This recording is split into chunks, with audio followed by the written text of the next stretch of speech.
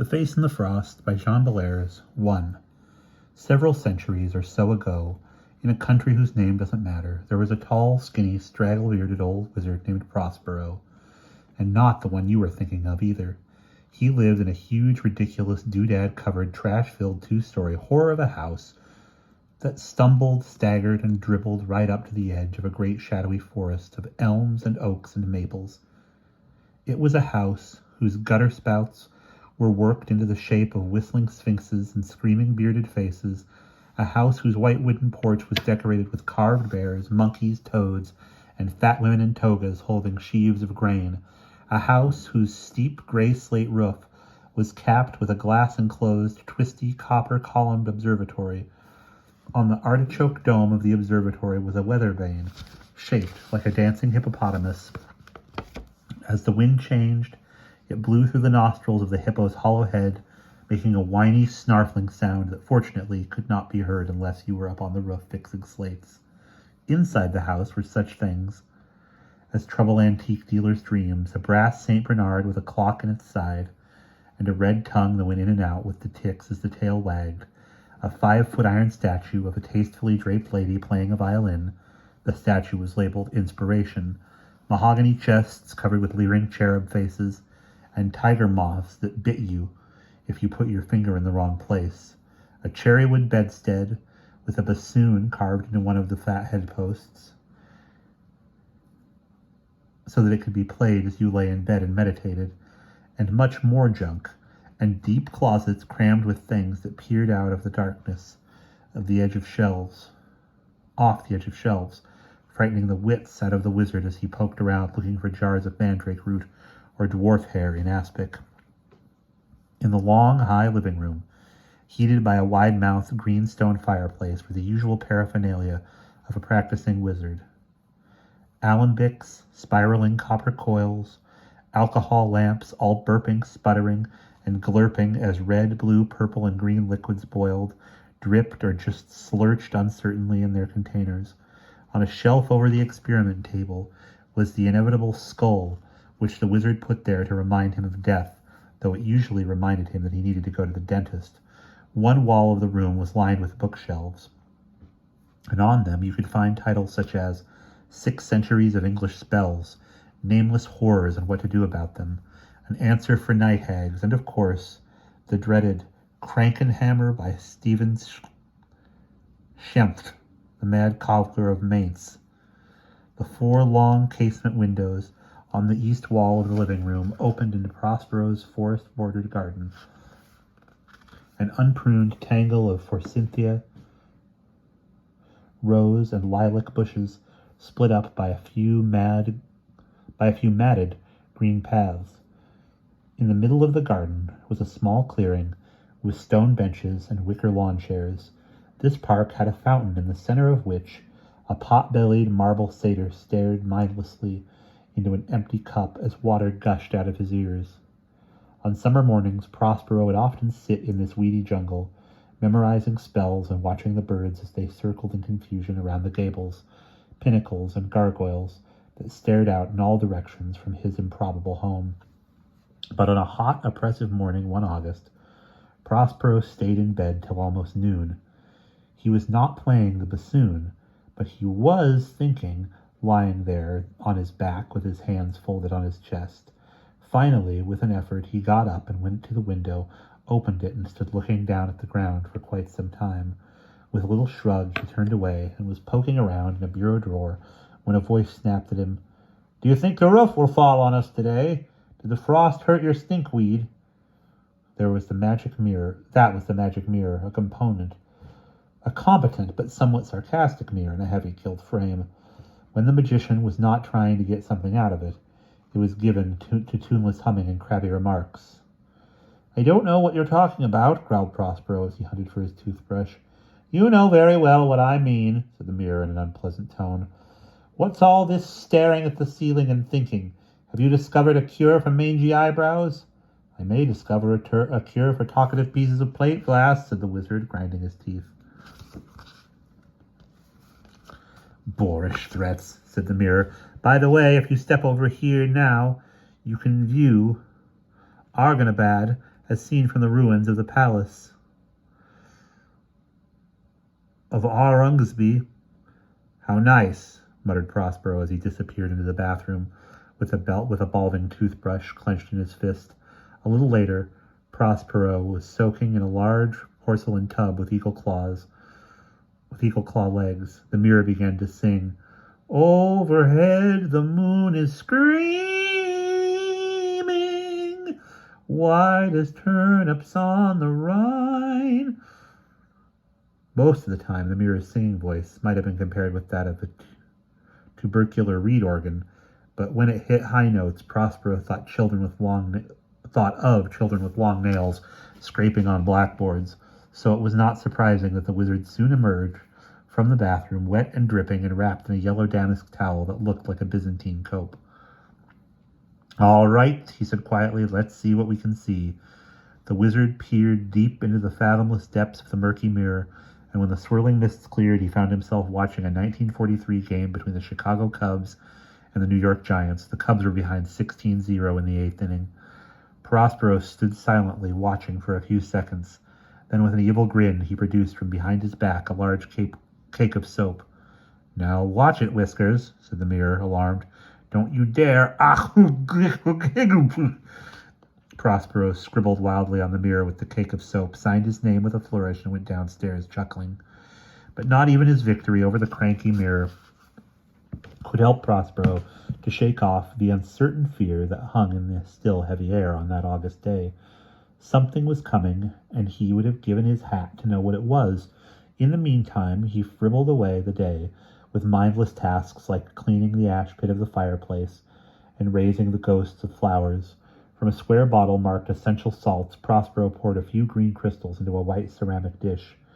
When he had mumbled some words over the bowl, a pink and green cloud began to ascend from the shimmering translucent pebbles. Before long, a definitive shape appeared. Carnations, said the wizard disgustedly. Phooey.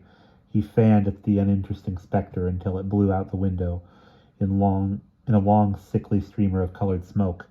Then, with a distracted air, he walked to a carved lectern that held a large, unlabeled folio volume.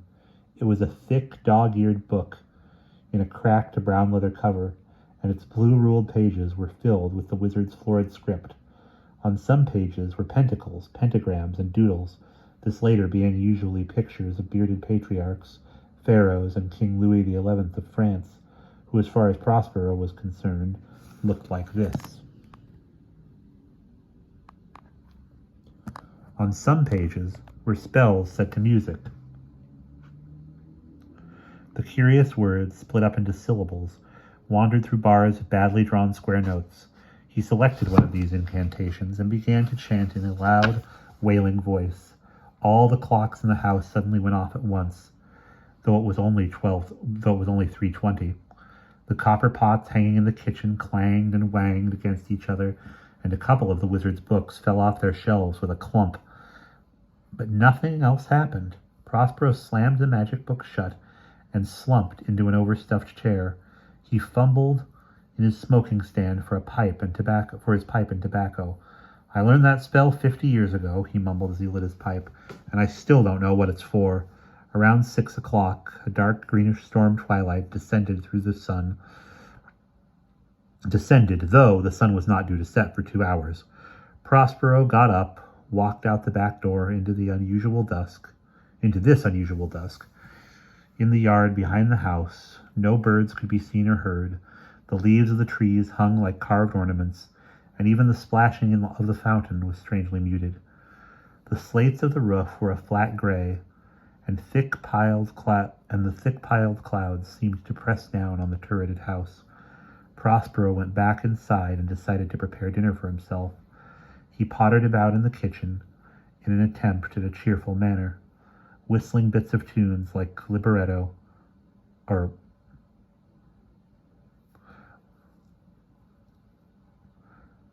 Lilliberlurlo and The Piper of Dundee.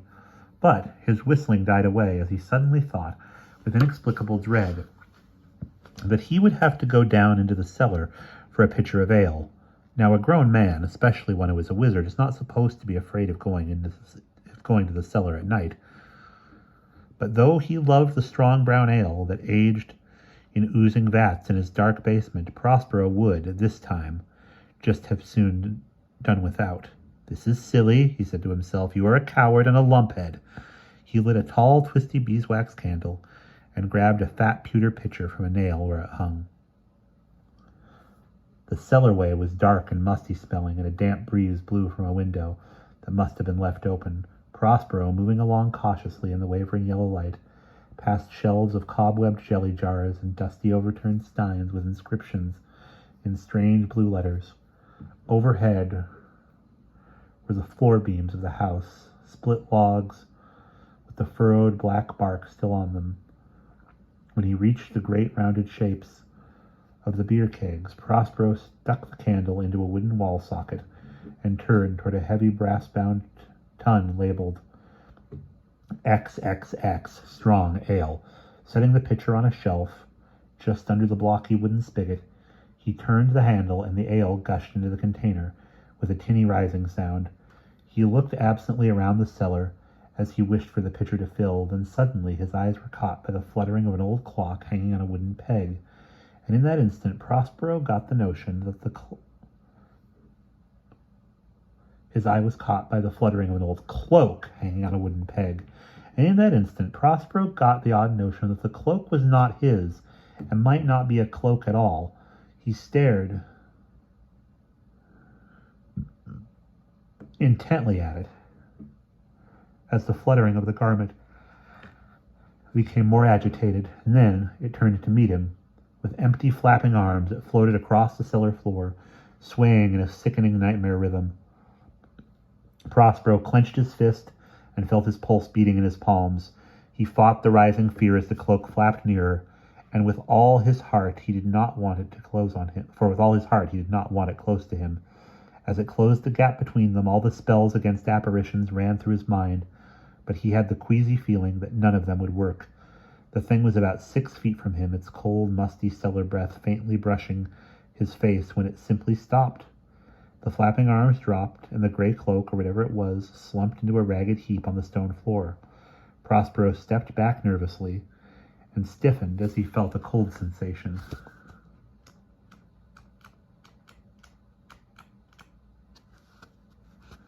But when he looked down, he laughed abruptly, since he had stepped into the spreading brown pool of ale that was now sloshing and frothing over the sides of the pitcher. He shut off the spigot and leaned, trembling, against the barrel, his forehead pressing the fragrant wet wood. When he looked again at the place on the floor where the cloak had fallen, he was not surprised to see there was nothing lying on the rough candlelit stone. The peg where the cloak had first hung was not there either. As soon as he felt able to walk, Prospero grabbed up the brimming pitcher, snatched the candle from its sconce, and dashed up the creaking wooden stairs. When he got to the kitchen, he felt better, since ghostly cloaks should be a common experience for a sorcerer. He felt a little ashamed, but when he closed his eyes, the scene in the cellar came back with all its inexplicable terror. "Well," said Prospero to himself, "the thing to do is to keep my eyes open and eat my dinner." Which he did, though he had hardly gotten halfway through his meal of cold roast beef, ale, and Cheshire cheese, when the heavy hanging storm broke over the house with a long, splittering, plate-rattling crash. The thunder did not frighten Prospero half so much as his reaction to it, which was to shove his chair back and look quickly over his shoulder. For the next hour he was plagued by the strong, palpable feeling that someone was behind him, even in his study, where he had pushed his big wing chair up against the paneled wall. He found that he could not read. The shadows that leaned out over the high-sided chair seemed more than shadows. He got up and went back to the kitchen, where he nervously finished his dinner as the rain swished and rattled at the diamond-paned window. He tried to play solitaire with an old oblong deck of tarot cards, and he finally settled in his wing chair again to read by the warm light of a squat ruby-shaped oil lamp. By 9 o'clock the storm had passed over, and crickets were chirping on the wet grass outside. Prospero found himself still edgy, and he was reading the same sentence about wood trolls for the third time when the doorbell rang. The bell was a small, tinkling silver toy with a chain pull, but just then it sounded like a rusty iron Bourdon, tolling in an empty church on a winter night. Prospero let the heavy volume he was holding slip to the floor with a loud, dust-rattling whomp. He stared for several minutes at the half-open study door that led to the dark front hall. Finally, with a sudden, resolute jerk, he stood up, crossed the room, and peered into the narrow vestibule. The linen-curtained square window in the front door threw a wavering yellow patch on the splintered floorboards, and the huddled shapes of picture frames, dressers, and coat trees leaned out from the walls, staring intently at the blank yellow window. Prospero stepped into the hall and lurched into a massive mahogany tree coat. The 4 umbrellas fell in the wizard's path with a swishing clatter. Shaken, but still relatively calm, he stepped over the scattered junk and got to the door, grabbed the cold porcelain knob, and pulled. The swollen black door would not open at his first jerk, or at the second. On the third try, it rattled suddenly inward, and the chilly night air, smelling of cut grass and rain-drenched lilacs, blew gently into the hall. From the blistered white porch ceiling hung a square yellow-paned lantern, and around it mosquitoes, moths, and other night insects flittered and ticked. The tiny doorbell was still trembling on its rusty hook. No one was there, and we will pause there.